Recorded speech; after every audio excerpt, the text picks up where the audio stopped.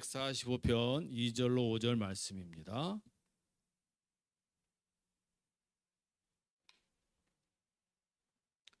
우리 다 같이 서로 교독하며 봉독하겠습니다. 내가 날마다 주를 송축하며 영원히 주의 이름을 송축하리이다. 여호와는 위대하시니 크게 찬양할 것이라. 그의 위대하심을 측량하지 못하리로다. 대대로 주께서 행하신 일을 크게 찬양하며 주의 능한 일을 선포하리로다. 주의 존귀하고 영광스러운 위엄과 주의 기한 일들을 나는 작은 소리로 읊조리이다. 아멘. 할렐루야. 감사합니다. 오늘 하나님의 말씀의 제목은 언약 백성의 찬송입니다. 우리 성도들 날마다 또 주의 은혜 가운데 매주 우리가 살아가는 우리의 정체성은 하나님의 언약 백성이라는 것입니다. Covenant people이라는 것입니다. 약속받은 백성들이라는 것입니다. 그런데 우리는 예수 그리스도 안에서 예수 그리스도의 피로 하나님의 구원의 백성으로 하나님이 백성을 삼아 주심, 이것이 바로 새 언약 백성이라는 것입니다. 우리가 새 언약 그리스도 예수 안에서 새 언약 백성이 되었다라고 하여서 구약의 백성은 그러면 어떤 백성일까요? 그분들은 언약 백성이 아닐까요? 구약에도 예수님 오시기 전에도 예수님의 오심을 미리 예표하는 하나님의 말씀을 통하여서 그들도 다 믿음으로 말미암아 구원을 받았다라고 할 수 있겠습니다. 그래서 시편이나 또 구약의 여러 선지서 그리고 예언서에는 그 놀라우신 하나님의 언약에 대해서 감사하고 찬양하며 선포하며 나아가는 말씀을 볼 수가 있습니다. 오늘의 말씀도 시편 145편도 하나님의 언약 백성, 이제 시편이 150편으로 마무리되는데 이제 이 하반부는 하나님의 언약 백성으로서 하나님을 찬양하는 그러한 시편입니다. 오늘의 이 말씀은 특별히 언약 백성이 무엇을 하나님 앞에 찬송하는가라는 그러한 내용이 나와 있습니다. 여러분, 사람은 누구나 어떤 욕심이 있습니다. 욕심이 없는 사람은 없습니다. 특히 사람의 욕심에게는 세 가지 욕심, 욕구가 있다고 합니다. 그건 어떤 욕구일까요? 먹어야 될 식욕의 욕구가 있죠. 먹고 쉬고 또 누릴 수 있는 그러한 육신의 욕구가 있습니다. 그리고 또 하나는 어떤 욕구가 있을까요? 인간은 누구나 성적인 욕구가 있습니다. 조금 전에 그 욕구와 함께 결부될 수 있는데 성욕이 있어요.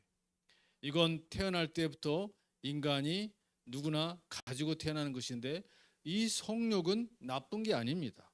하나님께서 창조하시고 사람을 생육하고 번성하라 하였을 때에 하나님께서는 남자와 여자를 창조하시고 가정을 이루어서 하나님의 그 백성을 많이 양산할 수 있도록 그것을 의무적으로 주셨기 때문에, 그래서 어떤 동물적 욕구보다도 인간의 기본적 욕구 가운데 하나님의 뜻 가운데 누리는 성적인 욕구와 행복의 그 어떤 약속이 있습니다.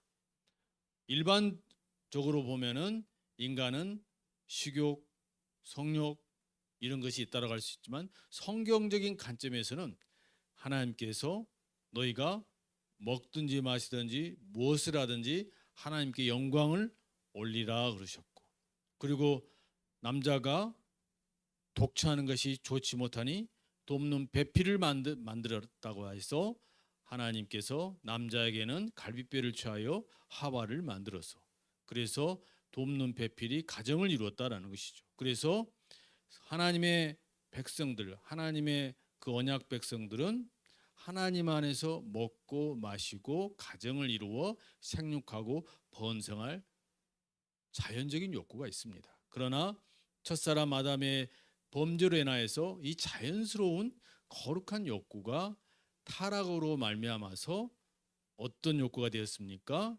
사람을 미워하고 사람을 죽이고 그리고 자기 것으로만 착취하려고 하는 이러한 어떤 이기적인 욕구가 된 것이죠.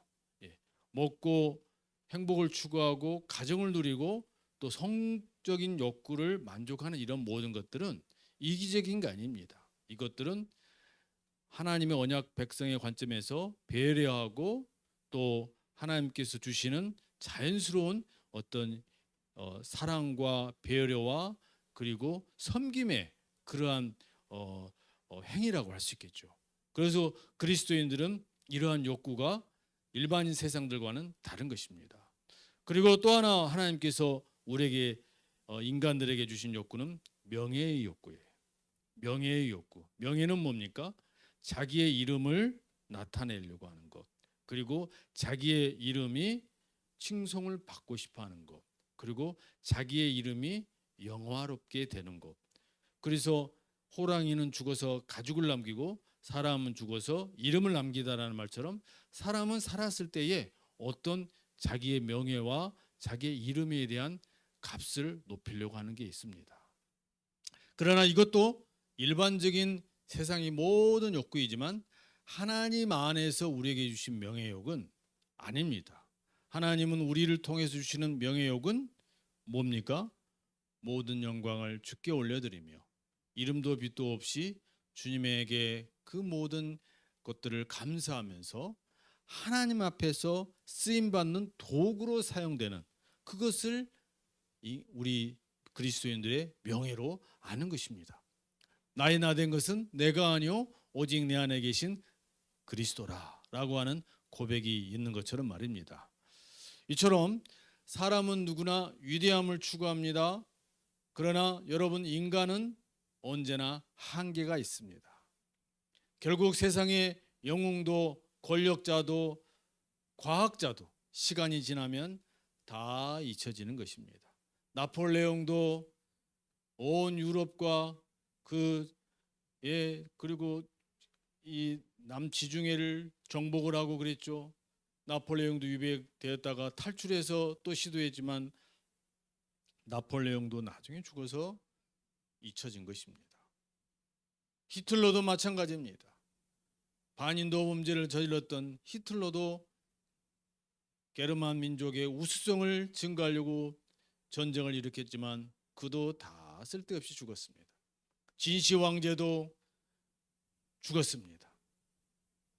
여러분 중국의 마오쩌둥도 죽었습니다. 김일성도 죽었습니다. 인간의 모든 권력을 가진 독재자들은 다 죽었습니다.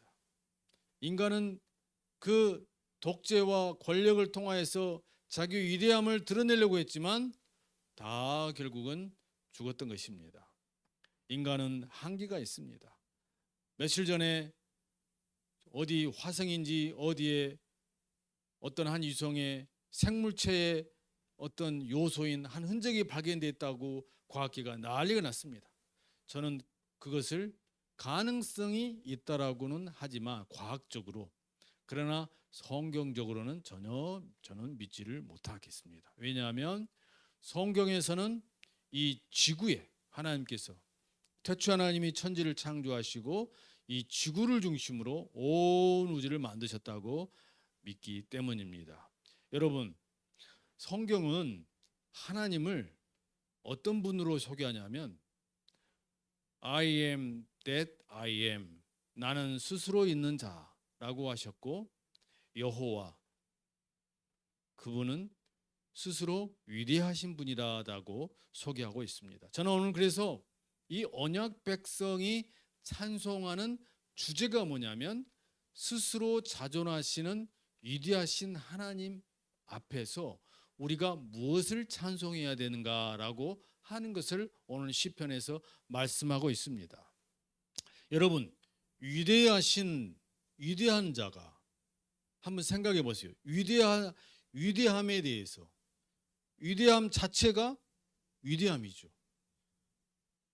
그 어떤 사람이나 어떤 사물이나 어떤 현상이나 어떤 업적 그 자체는 위대하다라고 했을 때 그것을 바라보는 사람이 평가할 때 폄하하거나 너무 과장하거나 한다라고 해서 그 위대한 업적이나 어떤 물질이나 어떠한 가치가 훼손되는 건 아니죠.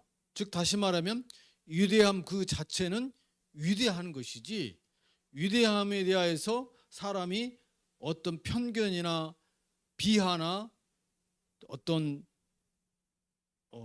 차별이나 어떤 다른 비유를 들어도 그 자체는 변함이 없는 것입니다. 하물며 여러분, 하나님은 그 스스로가 위대하신 분이기 때문에 우리 어떤 피조물이나 인간이 표현하고 묘사하고 구사해도 그분의 위대함은 변함이나 변동이 없는 거예요. 그분은 스스로 자존하시고 영원전부터 계시고 지금도 계시고 앞으로도 영존하시고 영원 무궁토록 계시는 분이 하나님이기 때문에, 그래서 성경은 하나님을 우리가 기도할 때 하나님을 찬송하고 기도하듯이 거룩하신 하나님, 그 안에 하나님의 위대함이 다 들어가 있는 거예요. 영원토록 변함없으신 하나님, 그 위대하신 하나님이 늘 표현이 되는 것입니다. 즉 우리 하나님은 그 스스로가 위대하시기 때문에 사실 누군가가 칭송해 주어야 위대해 주는 분은 아니고, 어떤 성과로 우리가 위대하게 만들려고 했어야 되는 것도 아니고, 본질적으로 우리 하나님은 영원히 위대하시다라는 것입니다. 그럼에도 불구하고 우리 하나님께서 언약 백성들에게 하나님께서 오셔서 하나님이 바라시는 것은, 하나님은 자기 백성을 통하여서 찬양 받으시기를 즐거워하신다라는 것입니다. 우리 하나님은 모든 태초에 하나님께서 천지를 창조하시고 모든 만물을 지으시고 시간과 물질을 만드시고 모든 세계를 만드신 다음에 보기에 심히 좋았더라 하시고, 그 모든 만물을 하나님의 대리자로 사람을 만드시고 그 사람을 통하여서 모든 만물을 다스리면서 하나님이 받으시기 원하는 것은 찬양을 받으시기를 원하는 것이었습니다.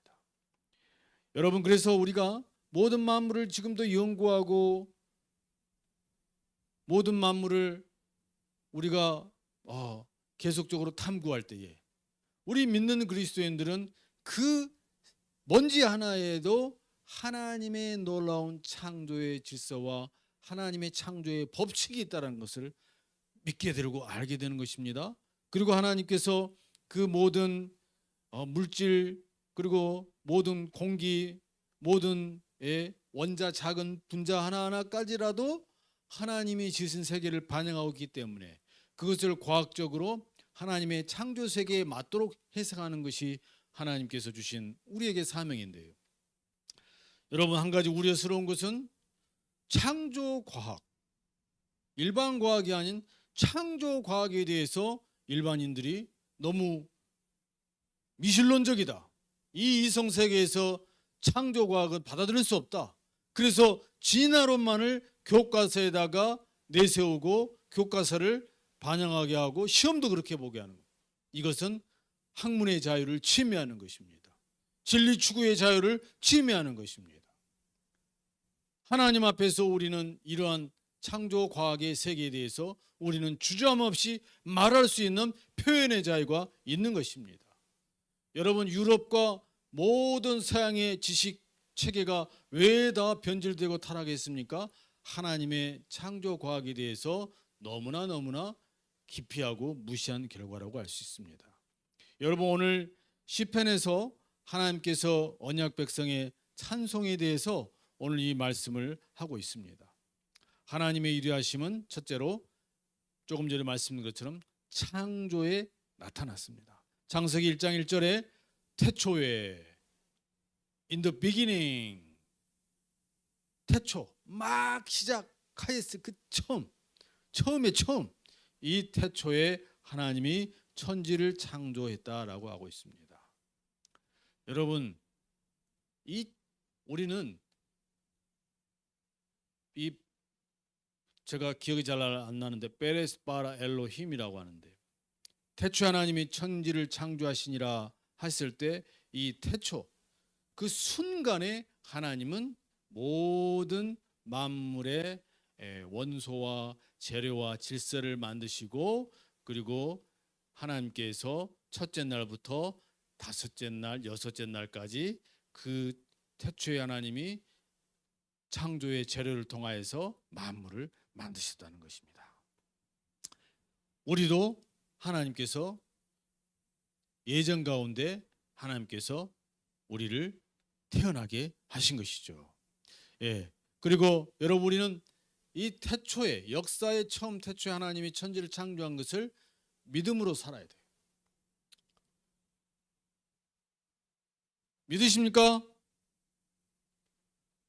여러분, 히브리서 11장 3절에 이 말씀이 있습니다. 보이는 것은 나타나는 것으로 말미암아 된 것이 아니니라. 이 모든 보이는 것은 보이는 세계를 통하여서 지어진 것이 아니라 보이지 않는 하나님의 능력 가운데 창조되었다라는 것입니다. 그래서 이사야 40장 26절 말씀에 너희는 눈을 높이 들어 누가 이 모든 것을 창조하였나 보라라고 말씀하고 있습니다. 그렇습니다. 믿음으로 하나님께서 지어진 모든 만물을 바라보고 하나님께서 창조하셨다는 것을 위대함으로 우리가 고백하고 찬양하며 살 때 하나님께서는 그 언약 백성을 통하여 즐거워하신다라고 하는 것입니다. 여러분, 욥기 38장에서 욥은 그 엄청난 고난 가운데에도 하나님의 창조를 믿어 의심치 않았습니다. 욥은 내가 땅에 기초를 놓을 때 네가 어디 있었느냐라고 하나님이 물어봤을 때 욥은 하나님 앞에, 그 창조자 하나님 앞에 무릎을 꿇었던 것입니다. 하나님께서 땅의 기초를 다 놓았다라고 하는 것입니다. 여러분, 교회 역사, 고대 역사가 신학자 가운데 한 분인 아우구스틴은 이 하나님의 창조를 묵상하면서 이렇게 고백을 합니다. 하나님은 시간을 창조하신 분이시다. 그러므로 하나님은 시간 밖에서 스스로 영원하신 분이시다라고 고백을 했습니다. 할렐루야. 그러면 우리가 여러분 날마다 살 때 나는 유한하나 하나님은 무한하시다. 나는 유한 세계에 살고 있으나 하나님은 무한하시고 그 무한하신 하나님이 유한한 나를 무한한 하나님의 세계로 끌어올리셨다. 누구를 통하여서? 예수 그리스도를 통하여서 내가 구원을 얻고 보니 하나님의 자녀가 되어서 하나님의 영원한 친백성이 되었다라는 것입니다. 할렐루야. 그러므로 우리가 날마다 하나님 앞에서 별을 바라봤을 때 하나님이 위대하신 우리 하나님이 저 별을 저렇게 아름답게 만드셨구나. 태양과 달을 만드셨구나. 자연을 만물을 보아도 하나님이 만드셨구나. 그리고 깊이 연구할 때마다 태초 하나님이 모든 것을 어떻게 만드셨나 라고 우리가 궁금해하며 연구하며 또 믿으며 살아야 할 줄로 믿습니다. 두 번째로 우리가 하나님 언약 백성으로서 하나님을 찬송하는 두 번째 이유는, 첫 번째는 어떤 이유였죠? 태초의 하나님이 우리를 창조하셨다. 그 하나님. 두 번째는 타락으로 말미암아 죄와 사망 가운데 빠졌던 우리를 구원하셨기 때문에. 출애굽기 15장 11절에 하나님이 이렇게 말씀하십니다. 여호와여, 신중에 주와 같은 자 누구니이까? 이스라엘 백성이 애굽으로부터 나오는데 이방인들도 여호와 우리 하나님을 찬양했던 것입니다. 신중에서 여호와와 같은 신 누가 있습니까? 그래서 이스라엘 백성을 구원하였던 그 하나님이, 하나님께서 원하셨던 것은 이스라엘 백성을 통하여서 하나님은 늘 찬송받기를 원하셨습니다. 이스라엘을 구원하신 하나님, 모든 이방인과 모든 압제로부터 구원하신 하나님, 포로로 잡혀갔을지라도 다시 회복하여서 성전을 재건하고 하나님의 이스라엘 백성을 하나님께서 다시 회복시키시는 그 구원의 하나님을 찬양했다라고 하는 것입니다. 성경에서 가장 중심이 되는 성경 구절은 요한복음 3장 16절입니다. 하나님이 세상을 이처럼 사랑하사 얼마만큼 사랑했냐? 독생자를 주셨으니. 성경에서 저는 이 요한복음 3장 16절에 늘 묵상하는 말씀이에요. 하나님께서 하나밖에 없는 독생자를 주셨는데 이것이 하나님의 사랑이었다는 거예요. 하나님이 세상을 이처럼 사랑했는데 그 하나밖에 없는 아들을 주시기까지 사랑했다. 그래서 우리는 이 창세기 3장 15절에 하나님께서 뱀에게 저주를 하실 때 내가 너로 여자와 원수가 되게 하고 여자는 너의 머리를 밟을 것이요 너의 우선은 그의 발꿈치를 상하게 할 것이다 라고 하나님이 원시복음 말씀하신 거예요. 타락 이후에 사단 마귀에게 하나님께서 저주를 내리실 때에 나중에 여자의 우선인 예수 그리스도를 통하여서 너의 머리를 밟아 하나님께서 그 여자의 우선인 예수 그리스도를 통하여서 새 언약 백성을 만드시고 하나님이 영광을 받으실 거라는 것을 창세기 3장 15절에 선포한 말씀을 요한복음 3장 16절에서 하나님이 세상을 이처럼 사랑하사 독생자를 주셨으니 이는 저를 믿는 자마다 멸망치 않고 영생을 얻게 하려 하심이라고 하는 하나님의 새 언약의 놀라운 복음을 선포하신 것입니다. 여러분, 이게 사랑입니다. 우리가 죄인 되었을 때에, 우리가 원수 되었을 때에 하나님께서 우리를 그냥 무시하고 못 본 척하고, 하나님은 스스로 위대하시고 자존하시고 영원하신 분이신데, 그런데 하나님이 우리를 사랑하였기 때문에 우리가 죄인 되었을 때에 독생자 예수 그리스도를 우리에게 보내주셨다는 것입니다. 할렐루야. 하나님은 예수 그리스도 안에서 우리를 새 언약 백성으로 삼기 위해서 저 이스라엘 백성을 선택하여서 홍해 바다에서 구원하시고 요단강을 건너게 하시고 약속의 땅의 모든 이방의 적들을 무찌르시고 성전을 다시 회복하시고 팔려간 이스라엘 백성을 다시 돌아오게 하시고 예루살렘 성전이 회파되었지만은 다시 하나님이 회복하여서 예수 그리스도 안에서 온 인류의 역사를 구원할 하나님의 구원의 역사를 성취하신 줄로 믿습니다. 이 복음 때문에 여러분, 하나님께서 위대한 그 놀라운 인물들을 사용하셨죠. 예수 그리스도가 우리를 대신하여 죽고 부활하여 승천하여 다시 오신다라고 하는 이 메시아 언약 사상을 사도 바울이 사울 되었을 때에 그가 예수 믿는 자를 죽이려고 핍박하고 잡으려고 그렇게 했었던 도메섹 토상에서 부활하신 하늘에 계신 보좌에 앉으신 예수님을 만나서 사울이 변하여 바울이 되어가지고 바울이 그때부터 하나님의 은혜로 예수 그리스도의 복음을 이방인들에게 증거했던 것 아닙니까? 바울이 외쳤던 그 은혜, 그 복음은 예수 그리스도 안에서 누구든지 하나님의 백성이 되고 하나님의 언약 백성이 되어서 하나님을 아바 아버지라 부를 수 있다라고 하는, 오직 예수 믿음으로만 구원받는다라고 하는, 누구나 만민이 다 예수 이름만 부르면 구원받는다라고 하는 그 놀라운 새 언약 복음을 우리 사도 바울이 증거했던 것입니다. 마틴 루터도 마찬가지죠. 늘 강조하는 것처럼 로마서 1장 17절 말씀, 이게 위대한 복음의 또한 핵심입니다. 의인은 믿음으로 말미암아 살리라. 오직 믿음으로만 산다 라고 하는 위대한 복음이 선포되었다는 것입니다. 마지막으로 우리 하나님의 언약 백성은 어떤 하나님을 찬양할까요? 아까 첫째로는 하나님이 태초에 모든 만물을 지으신 그 하나님, 사람을 통하여서 경배받으시기를 원하신 그 태초의 천지 만물을 창조하신 하나님이 언약 백성의 찬송의 제목. 두 번째로는 조금 전에 말씀드린 것처럼 우리가 죄와 사망 가운데 있었으나 우리를 구원하시려고 독생자 예수를 보내주신 그 놀라운 구원의 하나님, 구속주 하나님을 찬양하고, 마지막 세 번째로는 하나님의 영원한 통치를 찬양하는 것입니다. 하나님은 한번 이스라엘 백성에게 왔다가 이스라엘 백성에게만 머무는 것이 아니었고, 예수 그리스도를 통하여서 온 인류를 구원하신 이후에 부활승천하셔서 그냥 하늘에서 그냥 앉아만 계시는 분이 아니시고, 하나님은 예수 그리스도 안에서 오늘도 그 보좌 안에서 모든 만물을 통치하고 있다.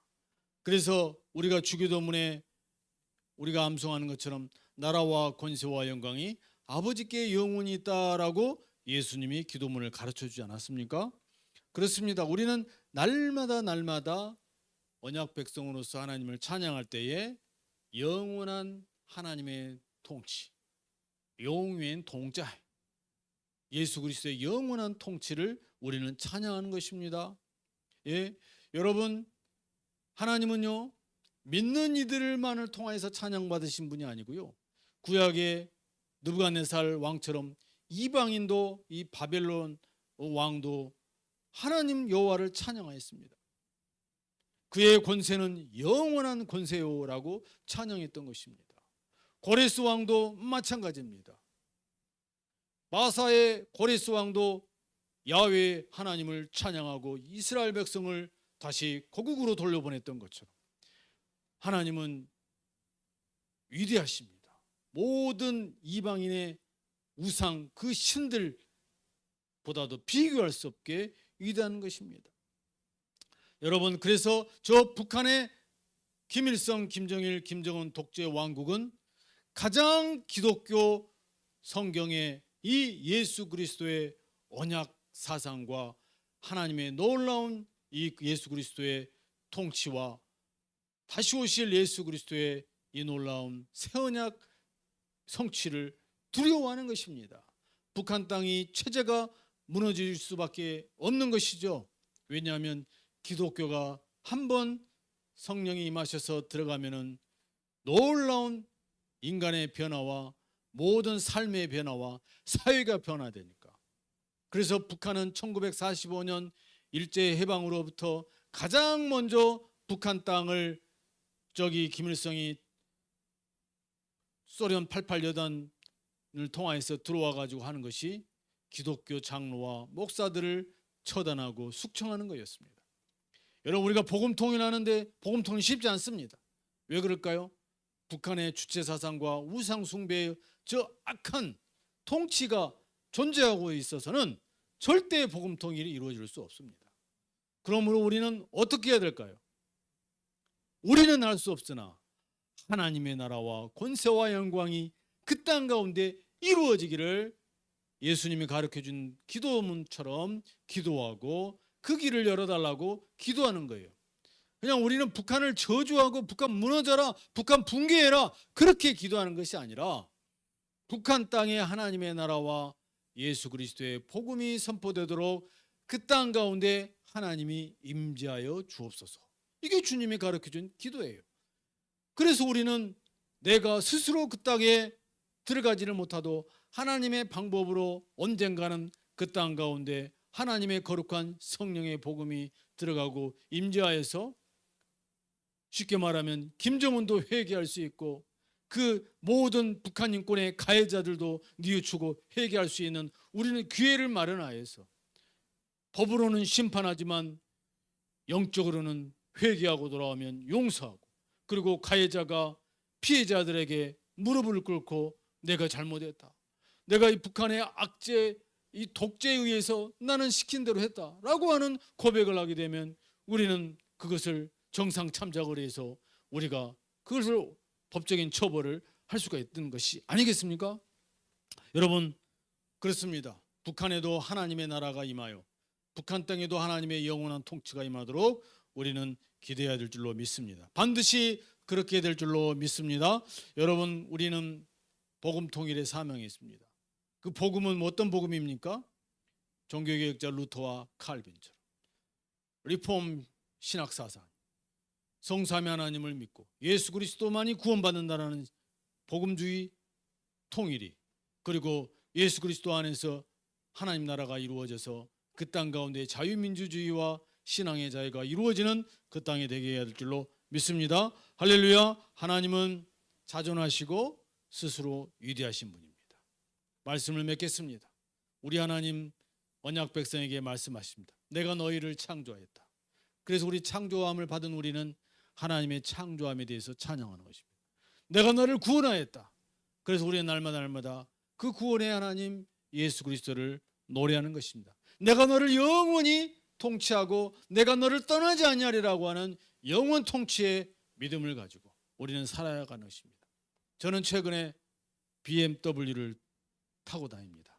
사람들이 농담으로 BMW 하면은 버스, 미트로, 워킹, 그래서 버스 타고 지하철 타고 걸어 다니는 게 BMW라고 하죠. 저는 다른 말로 하겠습니다. 버스는 아니 BMW, B는 beautiful Jesus Christ, 우리 주 예수 그리스도의 그 놀라운 아름다우신 주. M, 좀 어려운 영어이지만 magnificent, 장엄하다, 위대하다는 뜻이에요. magnificent God, 우리 위대하신 창조자 하나님. W, wonderful, Holy Spirit, 놀라운 성령 하나님. 여러분도 날마다 여러분이 가장 좋아하는 것보다 더 하나님을 찬양하고 하나님 위대하신 하나님, 하나님께 늘 고백하는 우리 귀한 성도들 되기를 주의 이름으로 축원합니다. 할렐루야. 다 같이 기도하겠습니다. 거룩하신 하나님, 은혜와 사랑을 감사합니다. 나를 지으신 하나님 찬양합니다. 나를 구원하신 주님 찬양합니다. 나를 성령 안에서 영원히 통치하시는 우리 성령님을 찬양합니다. 우리 언약 백성의 삶이 바로 하나님을 찬양하며 위대하신 주님을 높이는 삶이라고 하였습니다. 하나님께서는 자기 백성을 통하여서 그 백성이 모든 만물 가운데 하나님의 백성으로서 위대해지기를 바라십니다. 그래서 하나님이 찬양받으시기를 원하십니다. 하나님, 그렇습니다. 우리를 지으시고 만드시고 구원하시고 우리를 통치하신 우리 하나님께서 우리를 통하여서 받으시기 원하시는 건 하나님을 찬양하고 즐거워하는 것이라고 말씀하십니다. 오늘 말씀에 내가 날마다 주를 송축할지어다, 영원히 주의 이름을 송축하리라고 말씀하십니다. 그리고 하나님은 위대하시다라고 찬양할 때에 크게 찬양하라라고 말씀하십니다. 또한 하나님의 백성들이 그 위대하신 크신 하나님을 나의 것으로만 아니라 모든 이방인들에게도 크게 선포하라라고 말씀하고 계십니다.